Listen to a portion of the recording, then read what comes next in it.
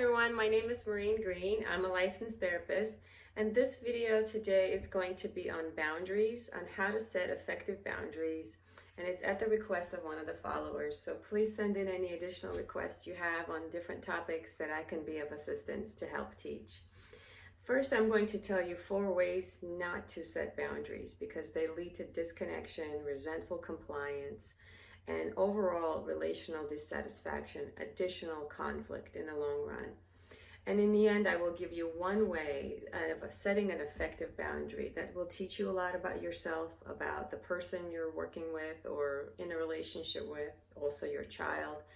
And if done correctly and received by the other person, could lead to a lot of connection and a deeper sense of intimacy and understanding and closeness. So let's get started. Number 1 way that a lot of folks set boundaries is through anger and control and sense of sort of domination. You will do as I say. This has to get done. Why haven't you done it?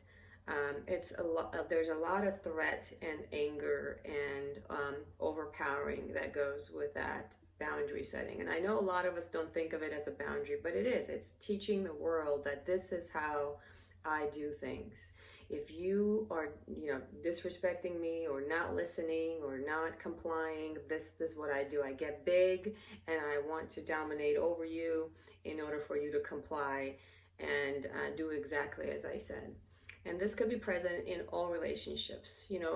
Bosses get upset too, and they threaten, firing people if they are sort of non-compliant or doing something that is ineffective at workspace. We do this with our children, we do this in our relationships. So be aware, find your style of boundary setting and figure out if it's really working and if that's the message you want to teach in the world about you, to the people that you care about. Second type is really setting boundaries by quite a bit of avoidance. So it's kind of like the experience of cold shouldering, withdrawing love, withdrawing affection, withdrawing intimacy. It's kind of like this dynamic at home where I'm just not talking to you because you've pissed me off, and I'm really not going to tell you really what it is. You're just going to have to figure it out. You should know already. And this dynamic of really punishing a person by removing love, removing affection and intimacy instead of having a conversation. And sometimes we have experiences that having conversations really haven't helped because they weren't effective conversations. I can teach on effective communication skills in the future if that's a topic of interest. But when we have those interactions that don't end well, we oftentimes just don't want to have them anymore. So we shut ourselves down, we stop teaching the world about who we are, and we remove our love and affection, which in the long run leads to more misunderstandings, more disconnection, more resentment, and more of our boundaries being violated. So that's number 2. Number 3 is kind of like, I call this playing dead, like pretending nothing is bothering me. And I've seen this happen even in my office when couples come in to get help, couples counseling, and like essentially have denied their hurts so much that they really have a hard time owning, what's bothering them. So everything's fine, everything's okay, everything's all right. Like, no, that was okay. You only did that because of X, Y, and Z, and I forgive you, so it's all right. And in extreme situations, really, the other person never learns about who you are. If those boundaries are lessons, I look at boundaries as like lessons of me. Let me teach you about who I am. So if nothing really bothers me, then I'm going to teach my partner that. I'm going to teach my child that it's okay, that I will find a way to manage myself so that you can be yourself, and you don't need to know me. You don't need to be curious about my experience because I'm fine, it doesn't bother me, I have no feelings. So that's kind of like the frozen, playing dead in a relationship, pretending way of people kind of avoiding conflict, and essentially that's a form of a non-boundary setting, but it is a boundary essentially. Like, just please continue doing whatever you're doing is the message.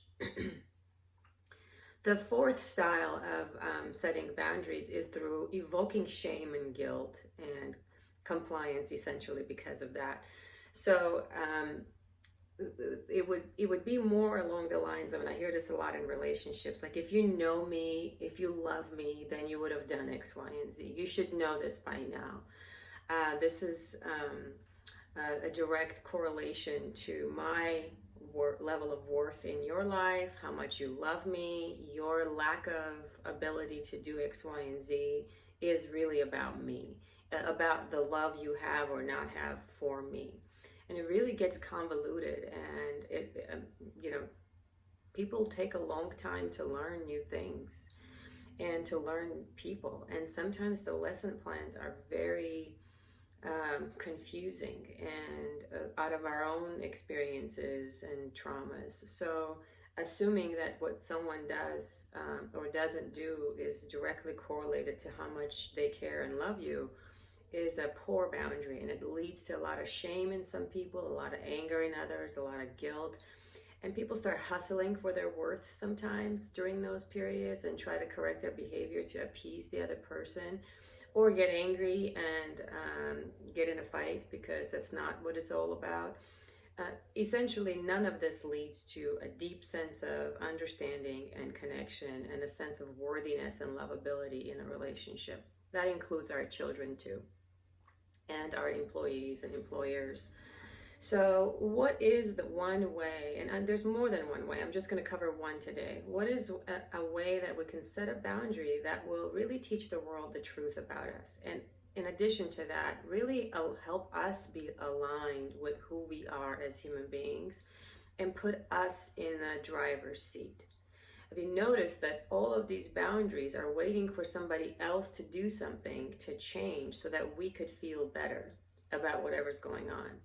That is not you in a driver's seat. Those boundaries do not work. You are not teaching them who you are. You're just hoping and waiting that somebody will do something better and that you eventually will feel better because they've changed their behavior. An effective boundary is when you're in a driver's seat. So this is what it would look like. When this happens, I will have to do X. When you yell, I will have to leave.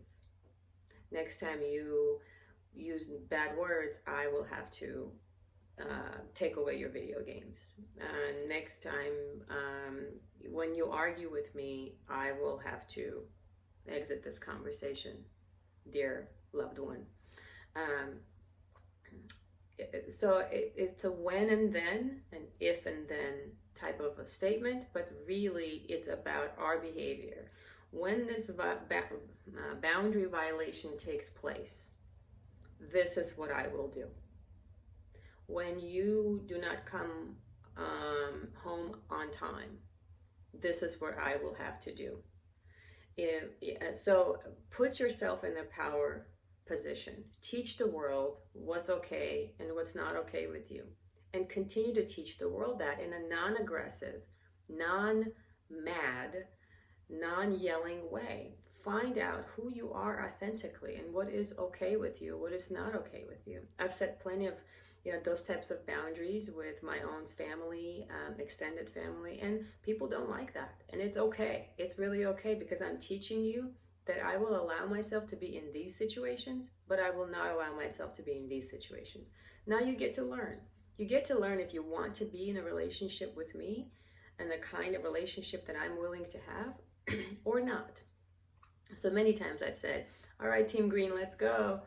So-and-so in our family is not having a good day today. We're going to go. We're going to go. Love you. We'll check in with you later on, but we're going to have to go because maybe there is anger and aggression and I'm just not going to be around that. So think about it in that sense. Like, let me teach the world about me, and then the world can choose. They can choose if they want to be in a relationship with you. It is not everybody else's responsibility to do things the way we want them to do things. It's not everybody's responsibility to appease us.